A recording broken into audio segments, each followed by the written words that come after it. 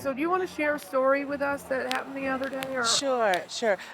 Actually, the story I'll share happened several years ago. So I've been a member of MBS over 15 years now, and we do go once a year to a mountain resort where we all convene, 40 plus clubs, and kind of take over the town during that time. And what we all have experienced as black skiers is when we land to the mountains, some of our non-black skiers are not used to seeing us, and some having just kind of stares and looks and glares. And so we're kind of used to that. Some will come up and ask us, who we are and what we're about.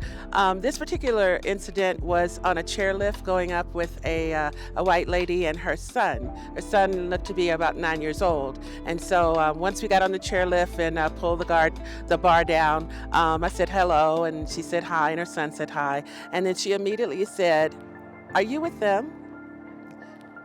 And I knew what she was getting at, and I didn't like the way our conversation started. So I thought, we have, a 10-minute ride on this chairlift. There's nowhere for either one of us to go. And I have this motto, reach one, teach one. So I knew this was an opportunity. So I then said, "Who's them?" And she looked and she said, them. And she was like pointing to nowhere because there weren't any black skiers around on the chairlift. So I said, "I'm not sure what you're talking about."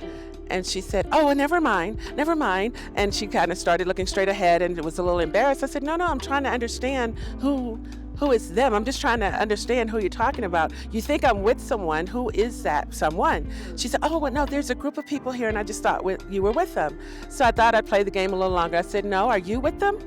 And she's like, "No." And she said it so I knew at that point that this wasn't genuine, because she said no, like, "Oh, I wouldn't dare be caught dead with the group of black skiers." She said, "No." I said, "Well, why would you think I would be with them?"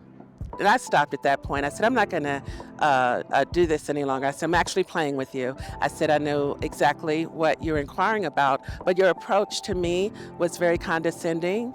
And so she didn't want to hear anything I'm saying. Her son is looking me dead in the mouth, like listening to every word and not even asking questions. And so I'm talking to the mom saying, "We could have gotten on this chairlift.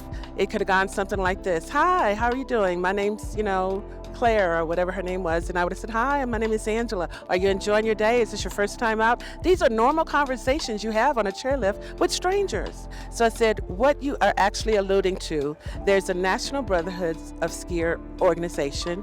We go to a mountain once a year. We all convene." I said, "So in actuality, yes, I am with them. But your word, them, just disassociates almost from the human beings that are walking the earth